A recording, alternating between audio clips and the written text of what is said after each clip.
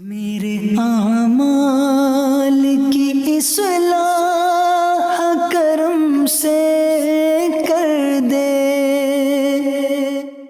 الحمدللہ رب العالمین والصلاة والسلام علی سید المرسلین، اما بعد فاعوذ باللہ من الشیطان الرجیم، بسم اللہ الرحمن الرحیم۔ پڑھیے الصلاة والسلام علیک یا رسول اللہ وعلی آلک واصحابک یا حبیب اللہ۔ الصلاة والسلام علیک یا نبی اللہ وعلی آلک واصحابک یا نور اللہ۔ فرمان آخری نبی رسول ہاشمی صلی اللہ تعالی علیہ وسلم، جسے کوئی اہم حاجت درپیش ہو وہ مجھ پر کثرت سے درود شریف پڑھے، کیونکہ درود پاک دکھ، درد اور مصیبتوں کو دور کرتا اور رزق میں اضافہ کرتا ہے۔ تو جب بھی کوئی مشکل آئے، پریشانی آئے، تکلیف آئے، ٹینشن آ جائے، تو اس کا بار بار اظہار کرنے سے ٹینشن دور نہیں ہو جاتا۔ کوئی بھی مشکل آتی ہے بندہ سبھی کو بتاتا پھرے، بار بار ذکر کرتا رہے کہ یار بڑی مشکل میں ہوں، بڑی پریشانی میں ہوں۔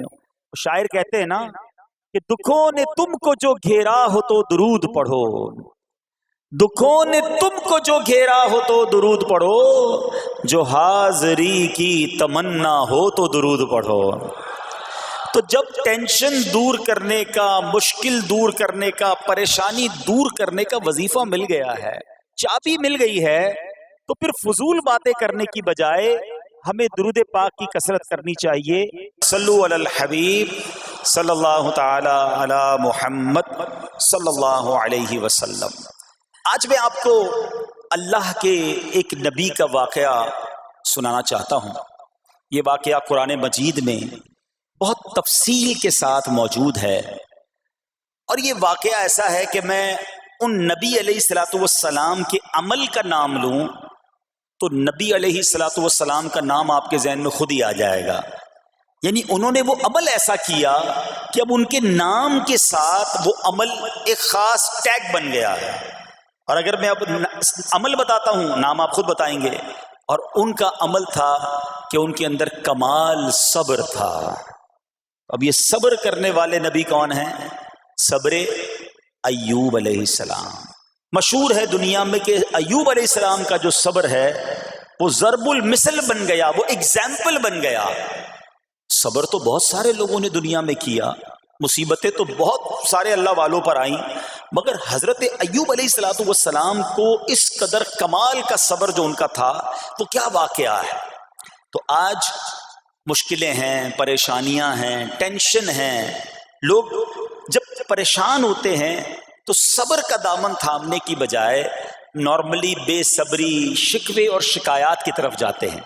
تو زندگی میں جب بھی کوئی معاملہ آئے نا، ہمیں اللہ کے کلام کی طرف رجوع کرنا چاہیے، اللہ والوں کی سیرت کی طرف رجوع کرنا چاہیے، اور رب کریم کے جو منتخب ترین بندے ہیں، دنیا کے افضل ترین جو افراد ہیں، وہ انبیاء کرام علیہ الصلوۃ والسلام ہیں۔ تو ہمیں جب بھی کوئی پرابلم آئے، جب بھی کوئی مسئلہ درپیش ہو، پہلے دیکھیں اللہ والوں نے اس موقع پر کیا کیا تھا، قرآن کیا کہتا ہے، حدیث کیا کہتی ہے، تو پھر زندگی میں چیزیں آسان ہو جاتی ہیں۔ تو حضرت ایوب علیہ الصلوۃ والسلام کی سیرت کے بارے میں جانتے ہیں کہ آپ حضرت اسحاق علیہ الصلوۃ والسلام کی اولاد میں سے ہیں، اور ان کی والدہ حضرت لوط علیہ الصلوۃ والسلام کے خاندان سے ہیں۔ اللہ تعالیٰ نے آپ کو ہر طرح کی نعمت سے نوازا تھا۔ آپ حسن و صورت والے بھی تھے، یعنی آپ کو اللہ پاک نے بہت خوبصورت بھی بنایا تھا، اور اللہ کریم نے مال بھی بہت دیا، اولاد میں بھی کثرت دی، یعنی ویل آف لائف تھی، خوبصورتی بھی ہے، مال بھی ہے، اولاد بھی ہے۔ اچھا، پھر ظاہر مال تھا تو گھر بھی تھے، جانور بھی تھے۔ اس زمانے میں جو ویلتھ ہوتی تھی، جو پیسہ ہوتا تھا، وہ جانوروں کی صورت میں ہوتا تھا۔ آج کل لوگ گاڑیاں رکھتے ہیں، سونا زیورات رکھتے ہیں، اس زمانے میں جانور ہوتے تھے۔ بلکہ اب بھی اگر پاکستان کے بھی آپ انٹیریئر کے ایریا میں چلے جائیں، گاؤں گوٹھ میں جائیں، تو لوگ اپنا مال و دولت سے جانور ہی خرید رہے ہوتے ہیں۔ ان کے نزدیک یہی ان کا جو ہے وہ جو بھی ان کا کاروبار ہوتا ہے اور مال ہوتا ہے۔ اب آپ پر امتحان آیا، آزمائش آئی.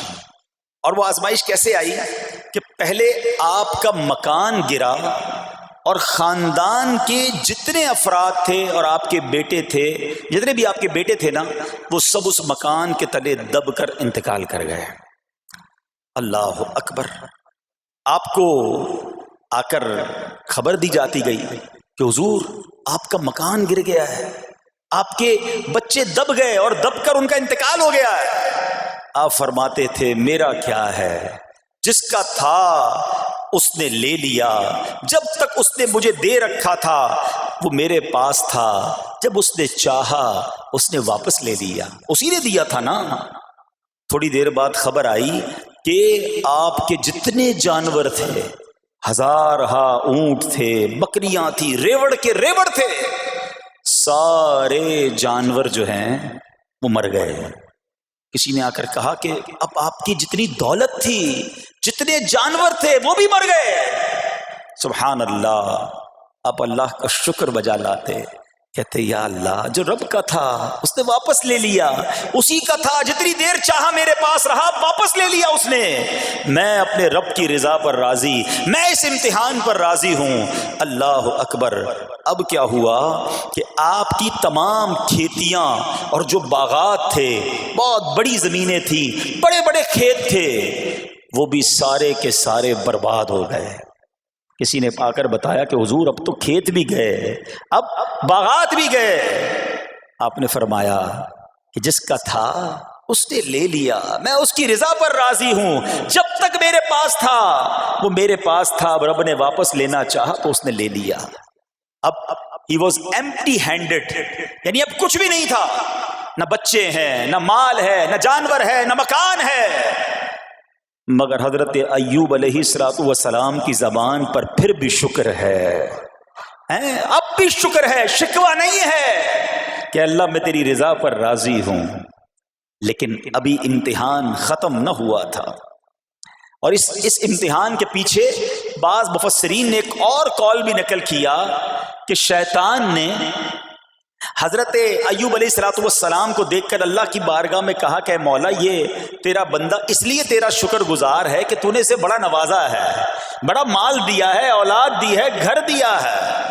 تو اب رب کریم نے حضرت ایوب پر امتحان بھیجا تاکہ پتہ چلے کہ میرے نیک بندے امتحان کے بعد بھی صبر کرتے ہیں. لیکن اب سب چلا گیا نا، تو شیطان نے کہا کہ ابھی جان تو باقی ہے نا، صحت تو باقی ہے. اللہ اکبر. مزید آزمائش آئی اور یہ ہوا کہ آپ کو بیمار کر دیا گیا. مبارک جسم پر بڑے بڑے آبلے پڑ گئے، پھوڑے جس کو کہتے وہ پڑ گئے. اس حال میں آپ کے سارے دوست بھی آپ کو چھوڑ کے چلے گئے. آج کل ویسے بھی حال ایسا ہی ہے جناب، جب تک پیسہ ہے، شہرت ہے، آپ کے پاس کوئی مال ہے تو آس پاس بہت سارے لوگ ہوتے ہیں. مگر جب یہ سب چیزیں چلی جائیں نا تو بعض اوقات ایسی کنڈیشن میں اپنے اور پرائیوں کی جانچ بھی ہو جاتی ہے کہ اب کون کھڑا ہے. دوستی مال کے لیے تھی، دوستی شہرت کے لیے تھی، دوستی منصب کے لیے تھی، یا کسی کی ذات سے واقعی خالص دوستی تھی. اب کیا ہوا، آپ کے سارے رشتہ دار، سارے دوست بھی دور چلے گئے، سوائے آپ کی فرما بردار زوجہ تھی جن کا نام تھا رحمت بن افراہیم، اور یہ حضرت یوسف علیہ السلام کی پوتی بھی تھی، اللہ کے نبی کی آل سے تھی. وہ آپ کی خدمت کرتی رہی. اب جسم پر پھوڑے ہیں، آبلے ہیں، ایک بیوی ہے، نہ پیسہ ہے، نہ مال ہے، نہ بچے ہیں، واٹ ایور جو تھا سب ختم. مگر زبان ہے کہ اس پر پھر بھی اللہ کا ذکر جاری ہے، پھر بھی شکر جاری ہے، پھر بھی صبر ہے. بات کرنا آسان ہے جناب، مشکل آئے اور صبر کرے بندہ. اصل امتحان یہ ہے، زباں پر شکوائے رنجو علم لایا نہیں کرتے، زباں پر شکوائے رنجو علم لایا نہیں کرتے، نبی کے نام لیوا غم سے گھبرایا نہیں کرتے. ہم میں سے کسی پر ایسی آزمائش نہیں آئی نا. چھوٹی موٹی آزمائشیں تو آتی رہیں گی. ایک بات یاد رکھنا، یہ زندگی کی جو گاڑی ہے نا، یہ مسائل کے پہیوں پر ہی چلتی ہے. ہمیں بعض اوقات کسی کی گاڑی، کسی کا مکان، کسی کا خوبصورت چہرہ، کسی کی مسکراہٹ دیکھ کر لگتا ہے یار یہ تو دنیا کا سب سے سخی آدمی ہے. ایسا نہیں. تو یہ نہ سمجھے کہ سارا جہان جناب سخی ہے اور میں اکیلا دکھی ہوں. ایسا نہیں ہوتا، بلکہ ہر اس جہاں میں تقریباً ہر بندہ ایسا ہوتا ہے جس کے ساتھ کوئی نہ کوئی دکھ لگا ہوا ہوتا ہے، کوئی نہ کوئی پریشانی ہے. کسی کو مال کی پریشانی، کسی کو روزگار کی پریشانی، کسی کو بیماری لگی ہے، کسی کو اور ٹینشن ہے. تو یہ کبھی بھی نہ سوچے کہ میں زندگی گزاروں گا اور کوئی ٹینشن نہیں آئے گی. تیار رہو امتحان کے لیے، امتحان ضرور آنا. اب کمال یہ ہے کہ اس امتحان میں پاس کون ہوتا ہے. حضرت ابراہیم پر امتحان آیا، زبان پر صبر ہے، شکر ہے، شکوہ نہیں ہے. اب کیا ہوا کہ آپ کا سال ہاں سال تک یہ محال رہا. یہ 2-4 مہینے کا پرابلم نہیں تھا، کئی سال تک آپ بیمار رہے. آپ کی زوجہ جو ہے وہ خدمت کرتی رہی. اچھا یہاں ایک غلط فہمی دور کر دوں کہ کچھ لوگ یہ کہتے ہیں، یہ کتابوں میں پتہ نہیں کچھ کتابوں میں لکھ دیا گیا کہ حضرت ایوب علیہ السلام کو معاذ اللہ کوڑ کی بیماری ہو گئی تھی. ایسا بالکل نہیں تھا. کوڑ کی بیماری نہیں ہوئی تھی، بلکہ نہ کوڑ ہوا نہ جزام ہوا. آپ کو جسم پر پھوڑے پھنسیاں جن کو کہتے ہیں آبلے نکل آئے تھے. کیونکہ کوڑ کی بیماری وہ ہوتی ہے کہ جس سے لوگ نفرت یا حقارت کرتے ہیں. اللہ کے کسی بھی نبی کو کبھی بھی کوئی ایسی بیماری نہیں ہوئی جس کی وجہ سے لوگ اس سے حقارت یا نفرت کریں یا دور بھاگیں. کیونکہ اللہ نے ان نفوس قدسیہ کو، ان نیک بندوں کو، ان منتخب شخصیات کو لوگوں کی ہدایت کے لیے بھیجا ہے. ان کو کبھی کوئی ایسی چیز نہیں ہوئی کہ جس سے لوگ گھن کھا کر دور بھاگیں. تو یہ بالکل غلط ہے. البتہ آپ کے جسم پر آبلے تھے، پھوڑے تھی، اور اللہ اکبر آپ اس حال میں کیا رب سے عرض کرتے تھے؟ آپ عرض کرتے تھے، قرآن میں یہ الفاظ موجود ہیں، انی مسنی الضر وانت ارحم الراحمین. ترجمہ کیا ہے؟ مجھے تکلیف پہنچی اور تو سب مہر والوں سے بڑھ کر مہر والا ہے، رحم کرنے والوں میں سب سے بڑھ کر رحم کرنے والا ہے. یعنی اللہ کی بارگاہ میں یہ عرض کرتے تھے، یا اللہ تکلیف پہنچی ہے، رحم تو نے کرنا ہے، تو ارحم الراحمین ہے. زمانے سے نہیں کہتے تھے. یہاں ایک اور پرابلم ہے. میں کوئی مسئلہ ہوتا ہے، پرابلم آتی ہے، ہم ساری دنیا سے کہتے ہیں یہ مسئلہ ہو گیا، یہ پرابلم ہو گئی. نہیں، ساری دنیا میں سے کوئی آپ کا مسئلہ حل نہیں کر سکتا. اس سے بات کرو نا جو مسائل کو حل کرنے والا ہے، اس سے عرض کرو نا جو مصیبت کو دور کرنے والا ہے. ادھر ادھر جانے کی بجائے پرابلم یہ ہے جب بھی مشکل آتی ہے ہم سب کے پاس جاتے ہیں، ہم رب کے پاس نہیں جاتے ہیں. جاؤ اس کے پاس جو حل المشکلات ہے، جو مصیبتوں کو حل کرنے والا ہے، اس کی بارگاہ میں فریاد کرو. وہ شاعر کتنی پیاری بات لکھتے ہیں نا، یہ بہت سارے لوگوں کے لیے درس ہے جو اپنی پرابلمز کے لیے دنیا والوں کے پاس جاتے ہیں. ارے اگر پکارنا ہے تو اللہ کی بارگاہ میں پکارو، التجا کرنی ہے تو اللہ کے حبیب سے عرض کرو نا. شاعر لکھتے ہیں، کسی کا احسان کیوں اٹھائیں، کسی کو حالات کیوں بتائیں، کسی کا احسان کیوں اٹھائیں، کسی کو حالات کیوں بتائیں. تمہیں سے مانگیں گے تم ہی دو گے، تمہارے در سے ہی لو لگی ہے. ہم اللہ کی بارگاہ میں عرض کریں، اللہ کے حبیب کی بارگاہ میں لو لگائیں. دنیا والوں کے پاس کچھ نہیں رکھا، لیکن ہم دنیا والوں کو بتا کر اپنے صبر کا ثواب بھی ضائع کر دیتے ہیں. دیکھو حضرت ایوب علیہ السلام کا صبر، کسی سے نہ کہا، اللہ کی بارگاہ میں عرض کرتے رہے. اب آپ کی آزمائش کا وقت پورا ہوتا ہے، دعا کرتے رہے، التجا کرتے رہے، صبر کرتے رہے. حکم ہوا کہ اپنا پاؤں زمین پر مارو. حضرت ایوب علیہ السلام نے پاؤں زمین پر مارا تو زمین سے ایک چشمہ پھوٹ اٹھا. حکم الہی سے حکم دیا گیا کہ اب اس پانی سے غسل کرو. آپ نے جب اس پانی سے غسل کیا تو آپ کی تمام بیماریاں دور ہو گئیں. پھر آپ 40 قدم چلے، دوبارہ زمین پر قدم مارنے کا حکم دیا. قدم مارتے ہی ایک اور خوبصورت لذیذ ٹھنڈے پانی کا چشمہ نمودار ہوا. پانی ٹھنڈا، میٹھا اور لذیذ تھا. اب آپ نے وہ پانی پیا تو آپ کے باطن میں نور ہی نور پیدا ہو گیا اور آپ کو اعلیٰ درجے کی صحت و نورانیت حاصل ہو گئی. اور سنو، میرا رب تو قادر ہے نا.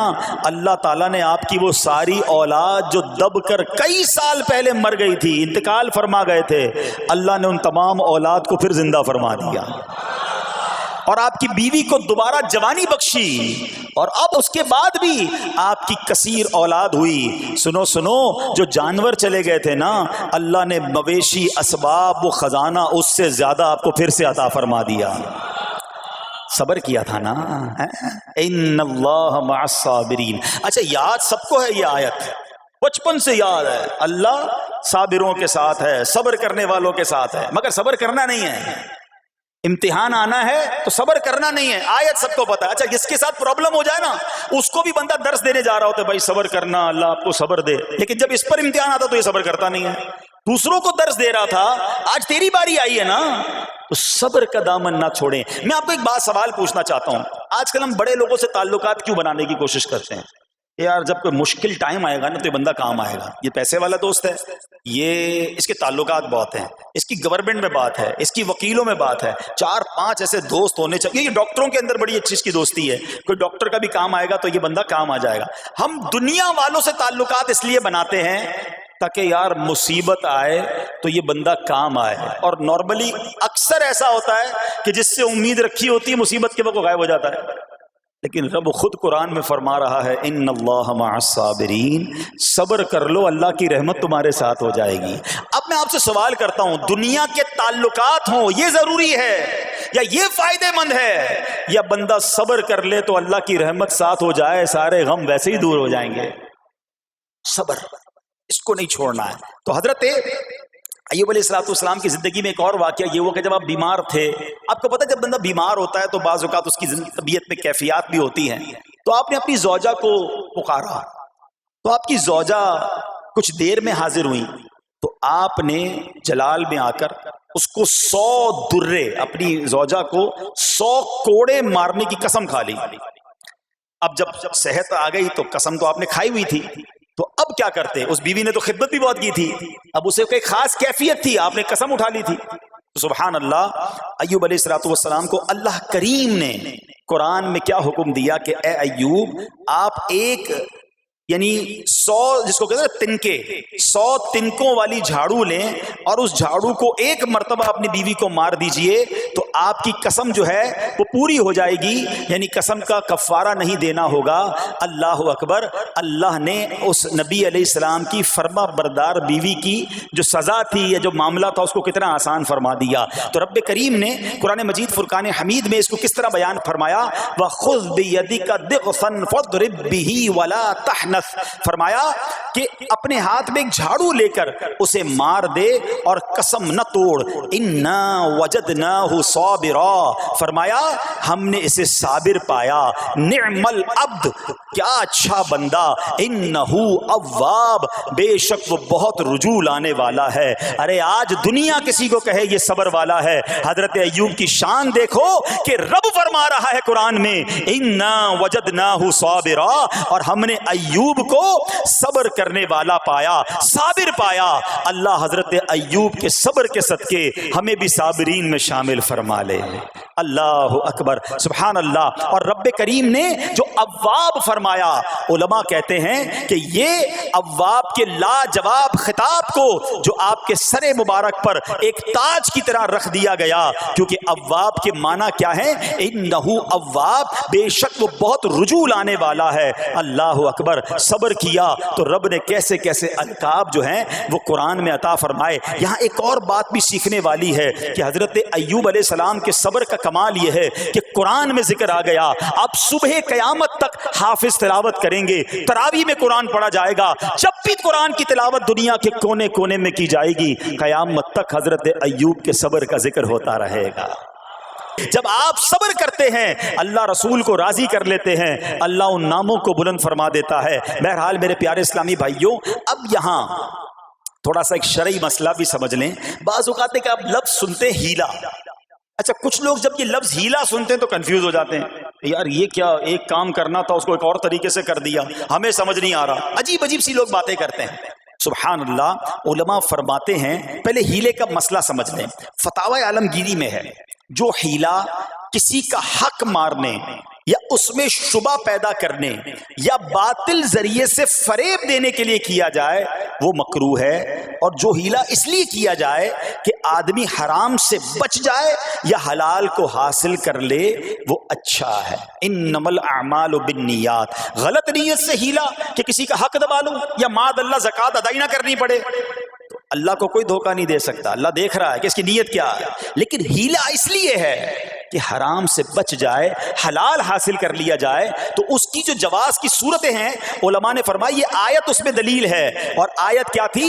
وَخُذْ بِيَدِكَ ضِغْثًا فَاضْرِبْ بِهِ وَلَا تَحْنَثْ، اور فرمایا اپنے ہاتھ سے ایک جھاڑو لے کر اسے مار دو اور قسم نہ توڑو. قسم تو 100 کوڑے مارنے کی تھی، اللہ کریم نے آسانی کا راستہ بتایا. ہاں ایک بات یاد رہے، یہ بڑی امپورٹنٹ بات کرنے جا رہا ہوں کہ مفتیان کرام، قابل اعتماد مفتیان کرام سے رہنمائی لے کر ہم جیسے لوگوں کو، عوام الناس کو کوئی ہیلا اپنے طور پہ نہیں کر لینا چاہیے. ہاں کیونکہ بعض ہیلوں کی شرعی طور پر اجازت نہیں ہوتی، اور بعض اوقات ہیلا کرنے میں ایسی غلطی لوگ کر جاتے ہیں جن کی وجہ سے ہیلا ہوتا ہی نہیں ہے. تو یہاں صرف آپ کو دلیل بتانا تھا، باقی اگر کسی قسم کا کوئی شرعی ہیلا کرنا ہے تو قابل اعتماد مفتیان کرام سے رجوع کیا جائے. سبحان اللہ. اب حضرت ایوب علیہ السلام کے صبر کی بات ہوئی ہے نا، اللہ نے پتہ ہے آپ کو کتنا مقام عطا فرمایا کہ نبی کریم صلی اللہ تعالی علیہ وآلہ وسلم نے ارشاد فرمایا حضرت ایوب لوگوں میں سب سے بڑھ کر عالم،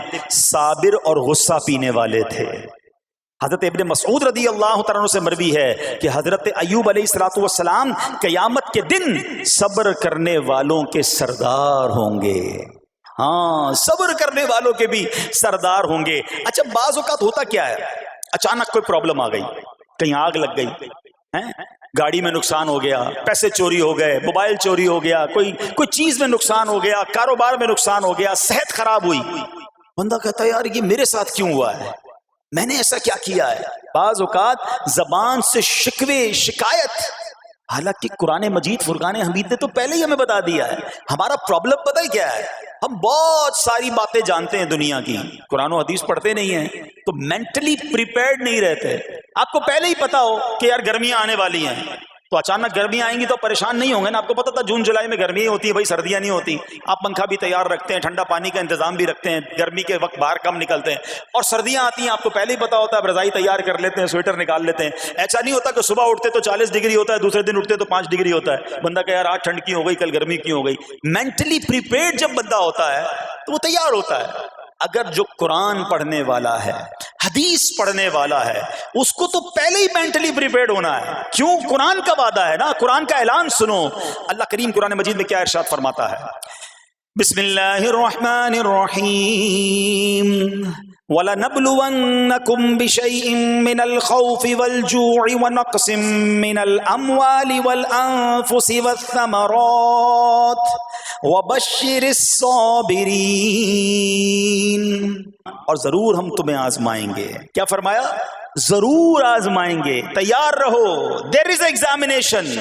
اچھا آزمائش کن کی چیزوں کی ہوگی؟ سبحان اللہ. قرآن نے لسٹ بھی دے دی ہے کہ آزمائش کیا ہوگی. فرمایا کچھ ڈر سے، اچانک خوف آ جاتا ہے نا، کوئی دشمن آ جاتا ہے، کوئی دھمکی دے رہا ہوتا ہے، اچانک حالات خراب ہو جاتے ہیں، دل میں خوف بیٹھ جاتا ہے. پھر فرمایا بھوک سے، مال کم ہو گیا، تنگی آ گئی تو بھوک سے. پھر فرمایا کچھ مالوں اور جانوں اور پھلوں کی کمی سے. کبھی کاروبار میں نقصان ہوگا، کبھی کسی کے باغات ہے تو باغ فصل اجڑ سکتی ہے، آپ کو کوئی نقصان ہو سکتا ہے، کسی جگہ آگ لگ سکتی ہے، اور جانوں کی کمی سے بیماری بھی آ سکتی ہے. مگر آگے کیا فرمایا؟ وَبَشِّرِ الصَّابِرِينَ. خوشخبری سنا ان صبر والوں کو. اور جب سبحان اللہ یہ ایگزام آتا ہے نا، جو اس ایگزام سے نکل جاتا ہے تو رب نے فرمایا خوشخبری ہے. اللہ اکبر. ہم نے زندگی میں دیکھا ہے جس نے مصیبت پر صبر کیا، اللہ کی رضا پر راضی رہا، اللہ نے مشکل سے بھی نکالا اور پہلے سے اسے زیادہ عطا فرما دیا. ہمارا پرابلم ہی ہم ٹیسٹ میں فیل ہو جاتے ہیں. جیسے ہی امتحان شروع ہوا، واویلا شروع، شور شروع، شکوے شروع. سب کو بتانا، حالانکہ کر کوئی نہیں سکتا لیکن سب کو بتائیں گے. نہ کرو ایسا، میں جانوں میرا رب جانے، مجھے کیوں کسی کو بتانا ہے. ہاں وہ کریم ہے، وہ دیکھ رہا ہے کہ میرا بندہ صبر کر رہا ہے. سبحان اللہ. حضرت سیدنا امام ابو جعفر محمد بن جریر طبری تفسیر طبری میں اس آیت مبارک کے تحت فرماتے ہیں یعنی ہم تمہیں دشمن کے خوف، قحط سالی، شدید بھوک و فقر و فاقہ، فصلوں کی کمی، مقاصد کے حصول میں مشکلات، کفار سے جنگ کے دوران افرادی قوت میں کمی اور اہل و عیال کی موت وغیرہ کے ذریعے آزمائیں گے. اور یہ سب چیزیں بطور امتحان ہوں گی تاکہ تمہارے سچے جھوٹوں سے اور اہل بصیرت منافقوں سے جدا ہو جائیں. یعنی اس ٹیسٹ میں پتہ چل جائے گا کون اللہ والا ہے, کون صبر والا ہے, کون اللہ کی رضا پر راضی رہنے والا ہے. سنو سنو, جب یہ تکلیف آتی ہے نا تو اس کا پھر اجر کتنا ملتا ہے. شہنشاہ نبوت مخزن جود و سخاوت صلی اللہ تعالی علیہ وسلم نے ارشاد فرمایا, جو دنیا میں ہی اپنی ہر خواہش کی تکمیل کر لے تو یہ چیز آخرت میں اس کے اور اس کی خواہش کے درمیان آڑ اور پردہ بن جائے گی. اور جو مالداروں کی زینت کی طرف اپنی نگاہیں دراز کرے تو وہ آسمان والوں کے سامنے بے عزت ہو جاتا ہے. اور جو شدید بھوک پر صبر کرے اللہ عز و جل اس کو جنت الفردوس میں جہاں چاہے گا ٹھکانہ عطا فرمائے گا.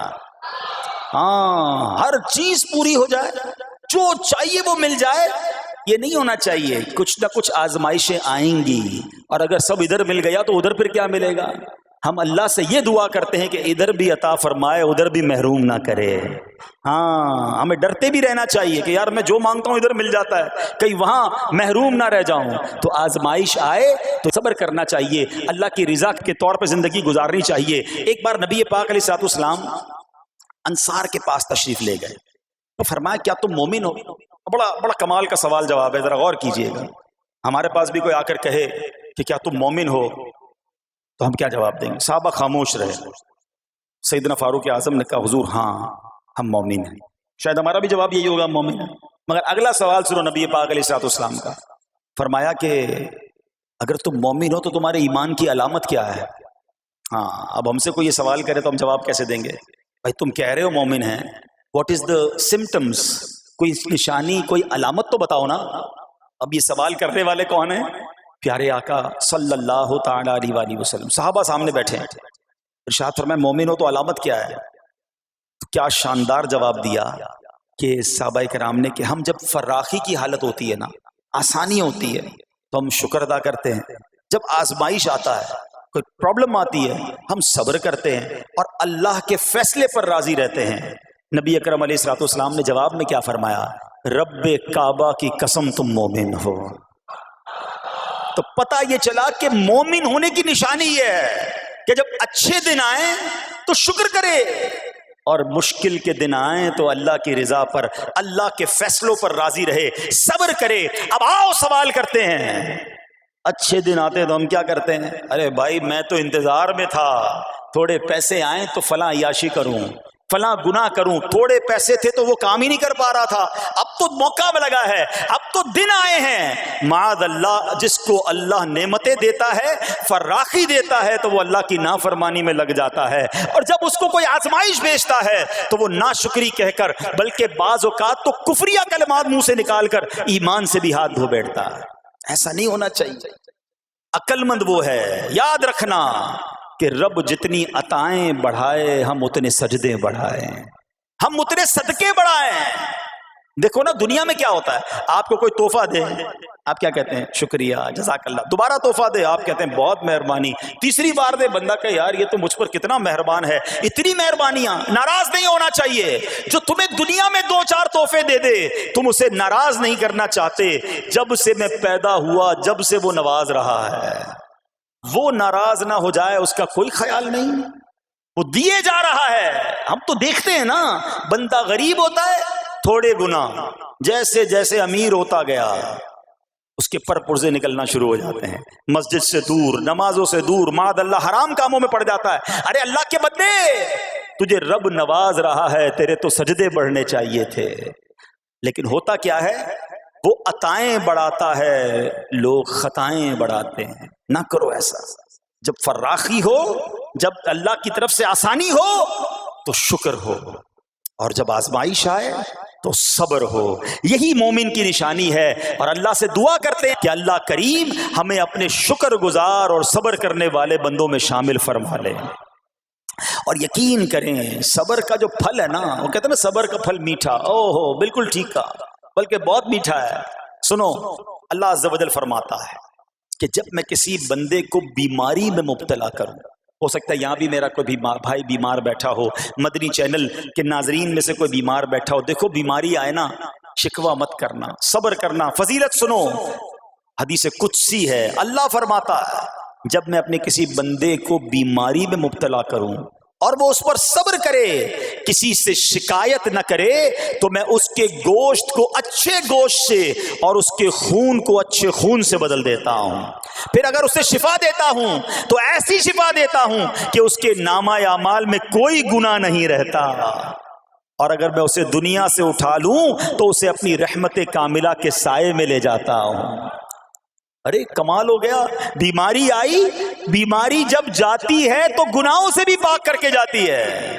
صرف ایک ہی تو کنڈیشن ہے, صبر کرنا. بیماری آئی, صبر کرنا. ہاں, کسی سے بات نہ کریں, شکوہ نہ کریں, اللہ کی بارگاہ میں عرض کریں مولا تیری مہربانی, ہاتھ میں درد ہے باقی جسم تو سلامت ہے, اے اللہ آنکھ میں درد ہے باقی جسم تو سلامت ہے, اے اللہ گردوں میں پرابلم ہے میرا باقی جسم تو سلامت ہے, یہ بھی تیری مہربانی ہے. اللہ کرے کہ ہم شکر گزار بندے بن جائیں, کیونکہ یہ بیماری تو ہمارے گناہ معاف کروانے آئی تھی, مگر افسوس یہ ہے کہ جو گناہ معاف کروانے والا کام ہمارے ساتھ ہوا اس میں بھی ہم نے اللہ کو ناراض کر دیا اور شکوے شکایات کی. سنو سنو, اس نے اخلاق کے پیکر نبیوں کے تاجور صلی اللہ تعالی علیہ وسلم نے ارشاد فرمایا, ابھی تو صرف بیماری کی بات ہوئی نا, اب آؤ اگر کسی کو کاروبار میں نقصان ہو گیا, کسی کے پیسے کم ہو گئے, کسی کی جان و مال کا کوئی نقصان ہوا, کوئی آگ وغیرہ لگ گئی. سنو, اللہ کے حبیب علیہ الصلوۃ والسلام فرماتے ہیں کہ اللہ ارشاد فرماتا ہے, پھر حدیث قدسی ہے کہ جب میں اپنے کسی بندے کے بدن یا اس کے مال یا اس کی اولاد کی طرف کوئی سختی بھیجوں, پھر وہ صبر جمیل کے ساتھ اس کا استقبال کرے تو قیامت کے دن مجھے اس سے حیا آئے گی کہ میں اس کے لیے میزان قائم کروں یا اس کا نامہ اعمال کھولوں. ہائے ہائے ہائے, سمجھتے ہو اس کا مطلب؟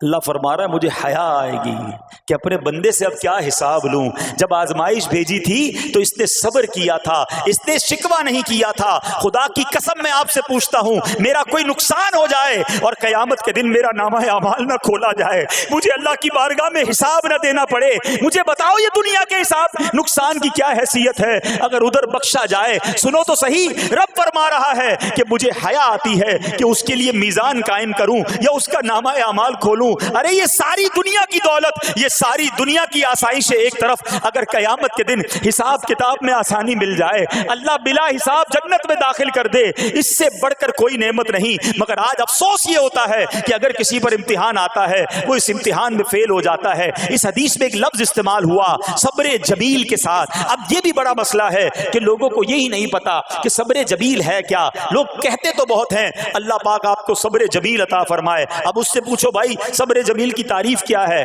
تو پھر تعریف نہیں پتا ہوتی. یہ کسی جمیل بھائی کا صبر نہیں ہے کہ جس کو صبر جمیل کہا جاتا ہے. صبر جمیل کی تعریف سمجھو.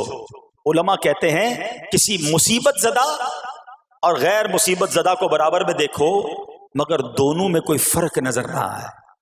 یعنی چہرہ بھی نہ بتائے کہ وہ کسی مشکل میں ہے, اس کی عادتیں بھی نہ بتائیں کہ وہ کسی پرابلم میں ہے, یعنی اس کو دیکھ کر پتہ ہی نہ چلے کہ وہ بڑی مشکل میں ہے. فرمایا یہ ہے صبر جمیل. مگر آج ہمارا حال یہ ہے, ہمارا چہرہ بتا دیتا ہے بھائی خیر تو ہے, بڑی ٹینشن میں ہو, ہاں یار کیا کروں بس موبائل ٹوٹ گیا, ارے بھائی بڑی چہرے پہ بڑی ہوائیاں اڑ رہی ہیں, بس کیا کروں جناب آج 5,000 روپے کھو گئے. 5,000 روپے کھو جائیں, چھوٹا سا نقصان ہو جائے, ہمارا چہرہ بتا دیتا ہے کہ ہمارے ساتھ کوئی معاملہ ہوا ہے. صبر جمیل یہ ہے کہ دیکھ کر کوئی پہچان ہی نہ سکے کہ یہ بندہ کتنی مشکل میں ہے, چاہے اندر کتنی تکلیف میں ہو, دنیا والوں کو نہ بتائے کیونکہ وہ رب کا بندہ ہے, وہ اللہ کی بارگاہ میں فریاد کرے. یہ صبر جمیل ہے اور اللہ اسے ہم سب کو نصیب فرمائے. ہاں یہ بڑی کمال کی بات ہے.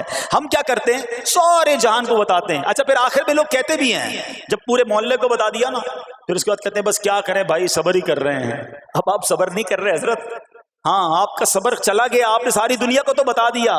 صبر یہ ہے کہ صبر پہلے صدمے پر ہوتا ہے. جیسے ہی آپ کو کوئی صدمہ لگا نا, اب آپ جانے رب جانے, نہ بتائیں کسی کو, ٹھیک ہے. وہ الگ بات ہے آپ کسی کو دعا کے لیے کہہ دیں, لیکن بڑا نقصان ہو گیا, بڑی مشکل ہو گئی, بڑی پریشانی ہو گئی, اس سے حل تو کوئی نہیں ہونا. اچھا ہمارا ماجرا ایک اور بھی بڑا عجیب ہے, مشکل ہو جائے تو سب کو بتاتے ہیں, آسانی ہو جائے تو پھر کسی کو نہیں بتاتے. 5,000 کا نقصان سارے محلے کو پتا ہے, 50,000 کا فائدہ ہوا پھر کسی کو بتایا آپ نے؟ نہیں یار بتاؤں گا تو نظر لگ جائے گی. گھر والوں کو تو بالکل بھی نہیں بتاؤں گا, خرچہ بڑھا دیں گے. گھر والوں کو ساری ٹینشن کی خبریں جا کے دے رہے ہوتے ہیں، مارکیٹ میں بڑا نقصان ہو گیا، آج بڑا مندہ ہے، ارے بھائی کاروبار بالکل نہیں ہے، تاکہ گھر والوں کا خرچہ روک سکے. اور جیسے ہی کاروبار اچھا ہو گیا گھر جاتے پھر بھی وہی والا منہ بنا لیتے ہیں تاکہ ان کو پتہ نہ چلے میں بڑے پیسے کمانے لگا ہوں. یہ نہ کیا کریں. ہاں ٹینشن آپ کسی کو بتا کر اپنا صرف ثواب ضائع کرتے ہیں، باقی کچھ نہیں ہوتا. کرنا رب نے ہے، اور یہ اگر آزمائش میرے درجے بلند کرنے آئی ہے، اگر یہ آزمائش مجھے اللہ کے قریب کرنے آئی ہے تو پھر تو اس کا استقبال ہونا چاہیے نا. ہاں ہمارے بزرگان دین تو آزمائشوں کا استقبال کیا کرتے تھے. اور سنو، یہاں ہو سکتا ہے کہ میرا کوئی نابینا بھائی بیٹھا ہو. بعض اوقات ایسا بھی ہوتا ہے کہ اچانک کسی کی بینائی چلی جاتی ہے، آنکھیں ٹھیک ہوتی ہیں اور اچانک ایکسیڈنٹ ہوا یا کوئی واقعہ ہوا ہے. بہت بڑی آزمائش. اللہ اس آزمائش سے ہمیں محفوظ رکھے. مگر دیکھو میرے رب کی شان دیکھو، جب بھی کوئی تکلیف آتی ہے نا بندہ صبر کرے، اس تکلیف کا اجر تیار ہے، اس کا کمال سے اس کی رحمت تیار ہے، رحمت کی برسات تیار ہے. سنو، اللہ فرماتا ہے کہ اے جبرائیل، جب میں اپنی کسی بندے کی بینائی لے لوں تو اس کا اجر یہ ہے کہ میں اسے اپنے دیدار سے مشرف فرماؤں گا. ہاں آنکھیں گئی ہیں مگر اللہ فرماتا ہے میں اپنا دیدار کرواؤں گا. بس صرف صبر کرنا ہے. اسی طرح میرے پیارے اسلامی بھائیوں، بعض لوگوں کے یہاں بچے کا انتقال ہو جاتا ہے، چھوٹے چھوٹے بچوں کا انتقال ہو جاتا ہے، یا بعض اوقات پیدائشی بچہ مرا ہوا ہوتا ہے، پیدا اس کا انتقال ہو جاتا ہے، یا بعض اوقات ولادت سے پہلے ہی بچہ ضائع ہو جاتا ہے. بہت شور، بڑا واویلا، بڑا رونا پیٹنا گھروں میں ہوتا ہے. مت کیا کرو ایسا. یقین کریں یہ بہت بڑا انعام تمہیں ملنے جا رہا ہے. ایسا نہ ہو یہ رونا پیٹنا، یہ بے صبری، یہ اللہ کی بارگاہ میں شکوے شکایات، اتنے بڑے تم اجر سے محروم رہ جاؤ. سنو، اللہ کے آخری نبی صلی اللہ تعالی علیہ وسلم نے فرمایا جس مسلمان جوڑے کے 3 بچے انتقال کر جائیں، اللہ عز و جل ان بچوں پر فضل و رحمت کرتے ہوئے ان دونوں یعنی ماں باپ کو جنت میں داخل فرمائے گا. صحابہ کرام نے عرض کی کسی کے 2 بچے، فرمایا 2 بچے بھی، پھر عرض کی اور 1، فرمایا 1 بھی، پھر فرمایا اس ذات کی قسم جس کے قبضہ قدرت میں میری جان ہے، جس عورت کا کچا بچہ فوت ہو جائے یعنی حمل ضائع ہو جائے اور وہ اس پر صبر کرے تو وہ بچہ اپنی ماں کو اپنی ناف کے ذریعے کھینچتا ہوا جنت میں لے جائے گا. یہ تو جنت کا ٹکٹ تھا. مگر شکوے شکایات، الامان والافیز، گھر میں موت میت کو نقصان ہو جائے، ہماری عورتیں، ہمارے گھر کے افراد وہ واویلا کرتے ہیں. معاذ اللہ، بعض اوقات تو کفریہ کلمات زبان پر ہوتے ہیں. معاذ اللہ ثم معاذ اللہ، کہتے کہ اللہ کو ہمارا ہی گھر ملا تھا، اتنے چھوٹے بچے کا کیا قصور تھا. استغفر اللہ. یہ تمہارے جملے، ایک تو گھر میں مصیبت پہلے ہی آئی ہوئی ہے اور تم اللہ پر اعتراض کر کے معاذ اللہ اللہ کو ظالم کہہ کے اپنا ایمان بھی ضائع کر بیٹھے، یہ تو اس سے بڑی مصیبت ہو گئی نا. تو نہ کریں ایسا. سیکھو. آج میں نے آپ کے سامنے حضرت ایوب علیہ السلام کی سیرت اور قرآنی واقعہ بیان کیا کہ سب کچھ چلا گیا مگر وہ اللہ کی رضا پر راضی تھے. رب نے انہیں صبر کرنے والا بندہ بھی فرمایا اور ساری نعمتیں پہلے سے زیادہ عطا فرما دی. ہاں بالکل نوازا جائے گا. صبر کا دامن اگر نہ چھوڑیں. سنو ہمارے اسلاف کیسے صبر کرتے تھے. حضرت سیدنا فتح موصلی رحمت اللہ تعالی علیہ کی زوجہ محترمہ رضی اللہ تعالی عنہا کا پاؤں پھسل گیا اور ان کا ناخن ٹوٹ گیا. وہ مسکرانے لگی. اللہ اکبر. کبھی کبھی ہمارا بھی ناخن ٹوٹا ہوگا، بہت تکلیف ہوتی ہے. ناخن ٹوٹے تو جان نکل جاتی ہے مگر آپ مسکرانے لگی. کسی نے پوچھا کہ آپ کو ناخن ٹوٹنے کا درد نہیں ہوا، آپ مسکرا رہی ہیں؟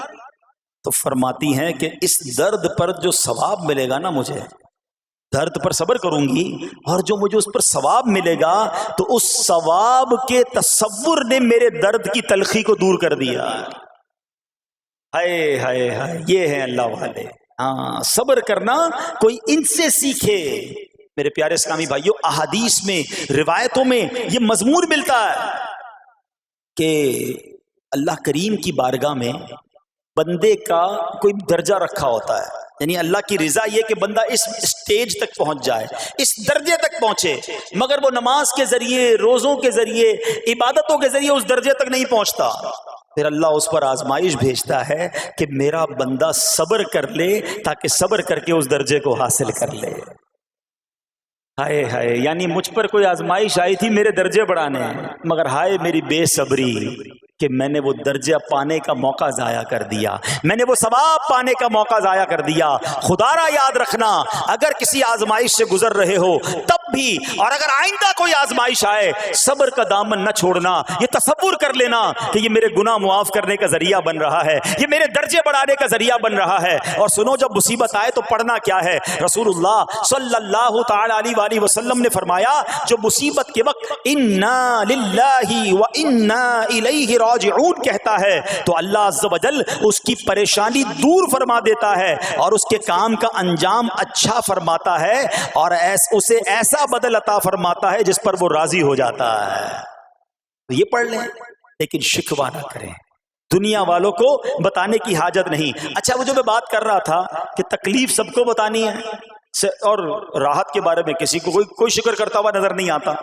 ایک بار ایک شخص کے سر پر جو ہے نا وہ تکلیف ہوئی نا، سر میں درد ہو گیا، اس نے پٹی باندھی اور گھومنے لگا۔ اس زمانے میں حضرت رابعہ بصریہ رضی اللہ رحمۃ اللہ تعالی علیہا، اللہ کی بہت بڑی ولیاں ہیں، آپ نے اس کو دیکھا کہ کیوں پٹی باندھی ہے؟ وہ کہتا سر میں درد تھا اس لیے پٹی باندھی ہے۔ بات تھوڑی سی باریک ہے، سمجھدار لوگ سمجھیں گے، اس لیے پٹی باندھی ہے کہ سر میں درد تھا۔ اللہ اکبر۔ اس اللہ والی نے پتہ ہے کیا کہا؟ آپ کہتی ہیں کبھی صحت کی پٹی بھی باندھی ہے؟ یہ جملہ ہے بڑا سمجھنے والا ہے، یعنی اللہ نے اتنے دنوں تک صحت میں رکھا تو کسی کو نہیں بتایا، اور تھوڑے دنوں کی تکلیف آئی تو پٹی باندھ کے سب کو بتانے چلا ہے کہ رب نے بیمار کیا ہے۔ ہاں، ہمیں اللہ کریم کی طرف سے آزمائش ہمیشہ تھوڑی آتی ہے۔ اگر اپنی زندگی کا ہم پورا عرصہ کیلکولیٹ کریں نا کہ بھئی 40 سال کا کوئی بندہ ہو گیا ہے تو کتنے دن ہوئے 40 سال میں؟ ٹھیک ہے، ایک بار کبھی بیٹھ کے اکیلے میں حساب کرنا، اتنے ہزار دن میں نے دنیا میں گزارے، کتنے دن بیمار رہا؟ تو شاید چند دن، 100 دن، 50 دن، 200 دن بنیں گے۔ کئی ہزار دنوں میں سے اگر چند دن اللہ نے مجھ پر آزمائش ڈالی تو ہزاروں دن راحت بھی تو ڈالی نا، صحت بھی تو عطا فرمایا۔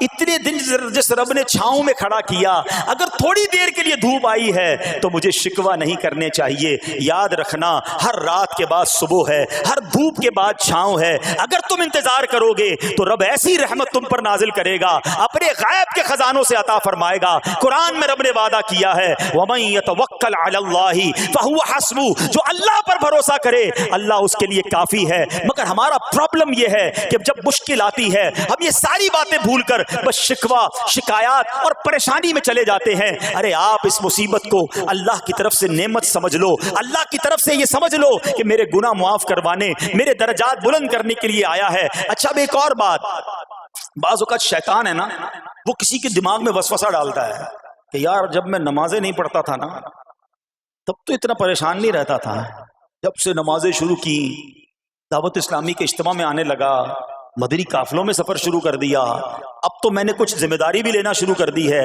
ارے میں نے جب سے امامہ پہنا ہے، یہ داڑھی رکھ لی ہے، میری کوئی اسلامی بہن سن رہی ہے کہ بے پردہ گھومتی تھی تو کوئی اتنا ٹینشن نہیں تھا، اب میں نے جناب پردہ کرنا شروع کیا ہے، قرآن پڑھنا شروع کیا ہے تو ٹینشنیں شروع ہو گئی ہیں۔ اب شیطان بعض لوگوں کے ذہنوں میں یہ وسوسہ ڈالتا ہے کہ میں تو دین کے قریب ہو رہا ہوں، اللہ کے قریب ہو رہا ہوں، اور مجھ پر آزمائشیں کیوں آ رہی ہیں؟ سنو سبحان اللہ، اللہ کے حبیب علیہ الصلوۃ والسلام کی کیا شان ہے۔ اعلیٰ حضرت ایسے ہی نہیں کہتے کہ میں نثار تیرے کلام پر، ملی یوں تو کس کو زبان نہیں، وہ سخن ہے جس میں سخن نہ ہو، وہ بیان ہے جس کا بیان نہیں۔ میرے آقا نے کم و بیش 1450 سال پہلے یہ مسئلہ سالو کر دیا۔ حضرت سیدنا سعد بن ابو وقاص رضی اللہ تعالیٰ عنہ فرماتے ہیں کہ میں نے عرض کی یا رسول اللہ صلی اللہ تعالیٰ علیہ وسلم، سب سے زیادہ مصیبتیں کن لوگوں پر آئیں؟ گلی مقاتی نا، پنجابی بچ کہتے ہیں نا، گالی بات ہی ختم کر دی۔ حضور یہ بتائیں سب سے زیادہ مصیبتیں کن لوگوں پر آئیں؟ پیارے آقا نے فرمایا انبیاء پر۔ اللہ اکبر، اللہ کے سب سے قریب تو انبیاء ہیں نا، انبیاء پر۔ پھر ان لوگوں کے بعد جو لوگ بہتر ہیں، پھر ان کے بعد جو بہتر ہیں۔ سنو اب اگلا جملہ، بندے کو اپنی دینداری کے اعتبار سے مصیبت میں مبتلا کیا جاتا ہے۔ اگر وہ دین میں سخت ہوتا ہے اس کی آزمائش بھی سخت ہوتی ہے، اگر وہ دین میں کمزور ہوتا ہے تو اللہ عز و جل اس کی دینداری کے مطابق اسے آزماتا ہے۔ بندہ مصیبت میں مبتلا ہوتا رہتا ہے یہاں تک کہ اس کے دنیا میں ہی اس کے سارے گناہ بخش دیے جاتے ہیں۔ گویا اللہ کی یہ رحمت ہے کہ بندہ بڑا نیک ہو رہا ہے، رب چاہتا ہے کہ اس بندے پر آزمائش بھیجوں، میرا نیک بندہ صبر کرے، اس کے گناہ معاف ہو جائیں اور میرے پاس آئے تو اس کو جنت میں داخل کر دوں۔ اللہ اکبر۔ اے پیارے اسلامی بھائیو، یاد رکھنا، اب جو میں نے ایک سوال قائم کیا تھا نا کہ یار میں تو دین کے قریب، میں تو اللہ کے قریب ہونے کی کوشش کر رہا ہوں اور ایک کے بعد ایک آزمائش آ رہی ہے، یہ کیا ہے؟ اب ایک اور حدیث سن لو، سبحان اللہ۔ حضرت سیدنا انس رضی اللہ تعالیٰ عنہ سے روایت ہے، سرکار والا تبار، ہم بے کسوں کے مددگار، شفیع روز شمار، دو عالم کے مالک و مختار، صلی اللہ تعالی علیہ وآلہ وسلم نے فرمایا، جب اللہ عز و جل کسی بندے سے محبت فرماتا ہے، سننا ذرا غور سے، اللہ عز و جل جب اپنے کسی بندے سے محبت فرماتا ہے یا اسے اپنا دوست بنانے کا ارادہ فرماتا ہے تو اس پر آزمائشوں کی بارش فرما دیتا ہے۔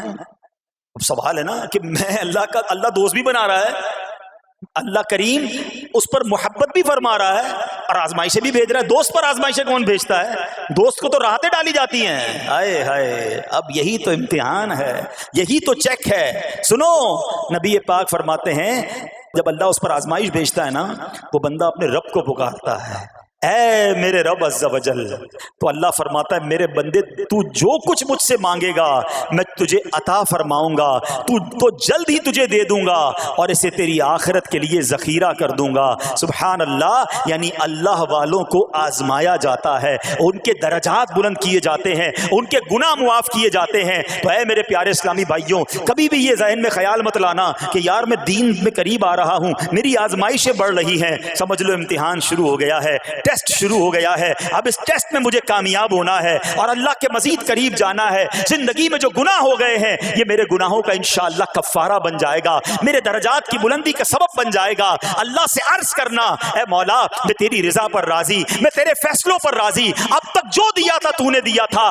یہ سب کچھ تیرا ہے، اے رب جب تو واپس لے گا میں اس پر راضی۔ جب یہ ثابت قدمی نصیب ہو گئی پھر دیکھو غیب کے خزانوں سے کیسا آپ کے دل پر سکینہ اترے گا، پھر کیسا آپ پر رحمتوں کا نزول ہوگا۔ تو اے میرے پیارے اسلامی بھائیوں، مصیبتیں آ چکی اور آنے بھی والی ہیں، پہلے ذہنی طور پر تیار رہنا، مگر صبر کرنا۔ یہ چند دنوں کی، چند گھنٹوں کی، چند لمحوں کی مصیبت ہے مگر یہ تمہارے درجات کو بلند کر دے گی۔ رب کریم صبر کرنے والوں کو پسند فرماتا ہے، اور جو میں نے بات کہی تھی کہ صبر بھی کریں اور جب اللہ کریم کی طرف سے راحتیں آ جائیں تو شکر بھی کریں۔ کیا شاندار رب کا قرآن میں فرمان ہے، اللہ فرماتا ہے وَإِذْ تَأَذَّنَ رَبُّكُمْ لَئِن شَكَرْتُمْ لَأَزِيدَنَّكُمْ وَلَئِن كَفَرْتُمْ إِنَّ عَذَابِي لَشَدِيدٌ۔ اللہ قرآن میں فرماتا ہے اور یاد کرو جب تمہارے رب نے اعلان فرما دیا کہ اگر تم میرا شکر ادا کرو گے میں تمہیں اور زیادہ عطا کروں گا۔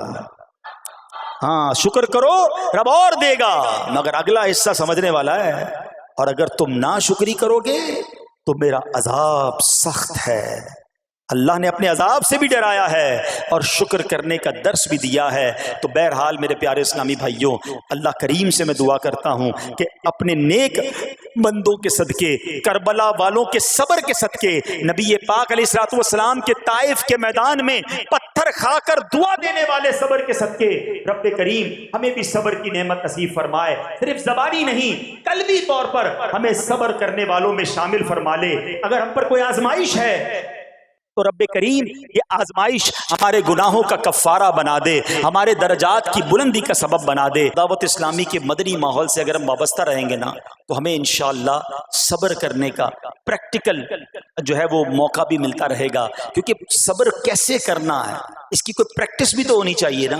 تو مدنی قافلے جب اس میں جاتے ہیں نا تو آرام اپنے گھر جیسا نہیں ملتا، کھانا اپنے گھر جیسا نہیں ملتا، بعض اوقات سفر میں تکلیف ہوتی ہے، تو یہ پریکٹیکلی آپ کو صبر کرنے کا موقع ملتا ہے۔ تو اگر آپ واقعی صابرین میں شامل ہونا چاہتے ہیں تو مدنی قافلوں میں سفر اپنا معمول بنائیں۔ اللہ کریم ہم سب کو مدنی قافلوں میں سفر کی توفیق عطا فرمائے۔ میرے